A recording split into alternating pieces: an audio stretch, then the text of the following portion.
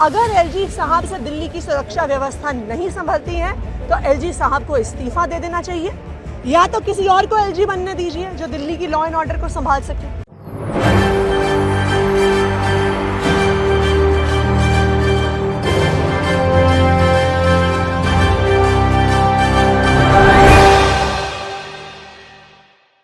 नमस्कार, SPN9 news देख रहे हैं आप। आपके साथ मैं हूं मानसी जायसवाल।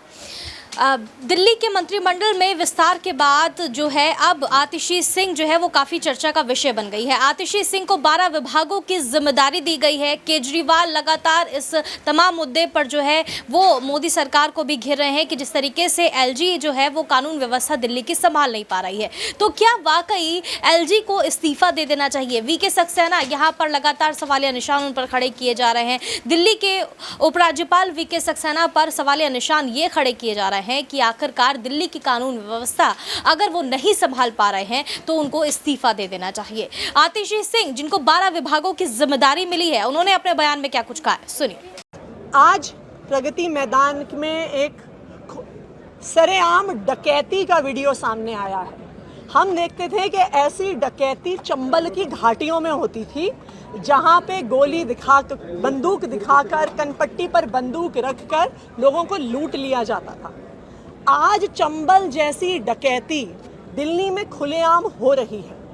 ना सिर्फ डकैती बल्कि बलात्कार हो रहे हैं, लोगों की कत्ल हो रहे हैं, लूटपाट हो रही है, और ये दिन दहाड़े खुलेआम हो रही है, क्योंकि आज चोर चक्कों को, किसी भी प्रकार के क्रिमिनल्स को कोई डर ही नहीं है। उनको पता है कि एलजी साहब के पास सिर्फ एक काम है, अरविंद केजरीवाल के काम का क्रेडिट लूटने का काम। वो सुबह से लेकर रात तक वही करते हैं।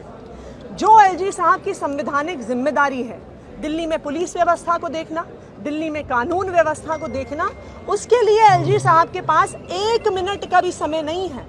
तो अगर एलजी साहब से दिल्ली की सुरक्षा व्यवस्था नहीं संभलती है तो एलजी साहब को इस्तीफा दे देना चाहिए, या तो किसी और को एलजी बनने दीजिए जो दिल्ली की लॉ एंड ऑर्डर को संभाल सके, या चुनी हुई सरकार को ताकत दीजिए। तो हम दिखाएंगे कि जिस तरह से हमने स्कूल ठीक किए, जिस तरह से हमने अस्पताल ठीक किए, उस तरह से दिल्ली की सुरक्षा व्यवस्था भी अरविंद केजरीवाल की सरकार ठीक करके दिखाएगी। कि सबसे पहली बात मैं दिल्ली के उपभोक्ताओं को बताना चाहूंगी कि दिल्ली के जिन जिन लोगों का जीरो बिजली बिल आता है, उनका जीरो बिजली बिल आता रहेगा। चाहे ये सरचार्ज बढ़े, चाहे ये सरचार्ज घटे, ये उनकी सब्सिडी में शामिल है। लेकिन मैं दिल्ली के लोगों को और देश के लोगों को ये बताना चाहती हूँ कि आज अगर दिल्ली जैसे शहर में भी बिजली का दाम बढ़ रहा है तो ये सिर्फ और सिर्फ केंद्र सरकार की वजह से बढ़ रहा है। PPAC यानी पावर परचेज अग्रीमेंट कॉस्ट, जो 10 साल के लिए फिक्स होती है, लेकिन चाहे DERC हो या चाहे देश भर में कोई भी इलेक्ट्रिसिटी रेगुलेटरी कमीशन हो, वो हर कुछ महीने बाद इस पावर परचेज की कॉस्ट को असेस करती है और बिजली कंपनियों को उस हिसाब से 3 महीने के लिए सरचार्ज घटाना बढ़ाना अलाउ करती है। आज क्यों दाम बढ़ रहा है?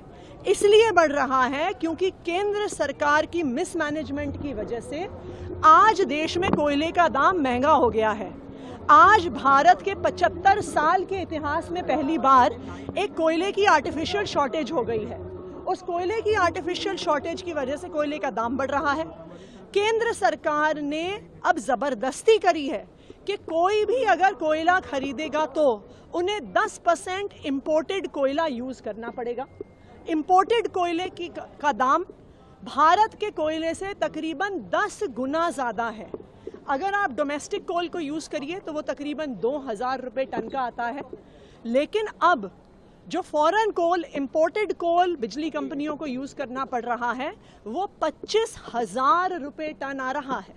तो आज अगर बिजली के दाम बढ़ रहे हैं, वो सिर्फ और सिर्फ केंद्र सरकार की वजह से बढ़ रहे हैं, उनके मिसमैनेजमेंट की वजह से बढ़ रहे हैं। और हम तो ये भी जानना चाहेंगे कि जो कोल इंपोर्टर्स हैं, उनकी केंद्र सरकार की उनकी साथ क्या साठगांठ है कि 10 गुना दाम पर वो जबरदस्ती कर रहे हैं कि कोयला खरीदना पड़ रहा है। जिनके बिजली के दाम, उनके ये दाम बढ़ेंगे, आप ये कह रही हैं। मतलब 200 यूनिट से ज्यादा वालों का कितना असर पड़ेगा मैम, अगर इसको थोड़ा सा बता दें। समझना चाहते तो लोगों के बिल पे कितना असर पड़ेगा, यूनिट वाइज भी, ये थोड़ा बिल वाइज भी आप। तो देखिए, जिनके 200 यूनिट तक के फ्री बिजली बिल आते हैं उन पर कोई असर नहीं पड़ेगा, लेकिन जिनके बिल बिना सब्सिडी के आते हैं उनमें पर यूनिट कोई फर्क नहीं पड़ेगा क्योंकि टैरिफ्स तो ऑलरेडी फिक्स्ड हैं, लेकिन 8% का सरचार्ज उनके बिल पे बढ़ेगा। तो अगर 100 रुपये का बिल आ रहा है तो वो 108 रुपये का बिल आएगा।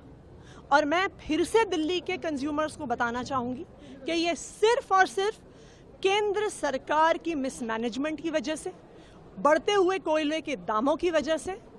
और मैं ये पूछना चाहूँगी केंद्र सरकार से कि क्या आपकी कोल इंपोर्टर्स के साथ कोई साठगांठ है जो आप 10 गुना महंगा कोयला किसी भी बिजली के जो प्रोड्यूसर्स हैं, जो भी प्लांट, जो भी कंपनी बिजली बना रही है, उनके साथ आप जबरदस्ती कर रहे हो कि उनको 10% कोयला महंगे दामों पर खरीदना होगा ही होगा।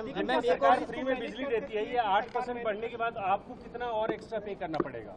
देखिए, उसका तो कैलकुलेशन हम कर लेंगे। क्या जो महंगा होगा सरकार उसको मैनेज कर सकती है कि लोगों पे ज्यादा भार ना पड़े? देखिए, मैं तो केंद्र सरकार से पूछूंगी कि 75 साल में पहली बार कोयले का शॉर्टेज कैसे हो गया।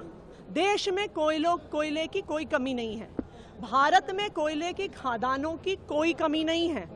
उसके बावजूद अगर प्रोडक्शन में शॉर्टेज होता है तो ये आर्टिफिशियल शॉर्टेज नहीं है क्या? क्या ये ज़बरदस्ती कोयला इंपोर्ट करने के लिए नहीं है क्या? क्या ये कोयला इंपोर्टर्स को फ़ायदा पहुंचाने के लिए नहीं है क्या?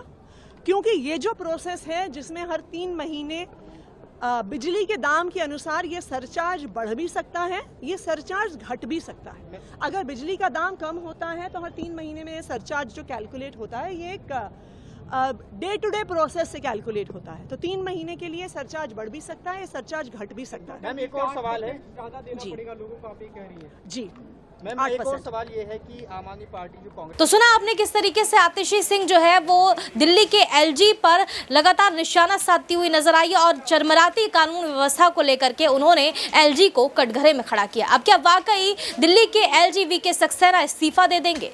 आप इस पूरे मामले पर क्या सोचते हैं, हमें कमेंट करके जरूर बताएं। देश और दुनिया की तमाम बड़ी खबरों के लिए देखते रहिए SPN9 न्यूज।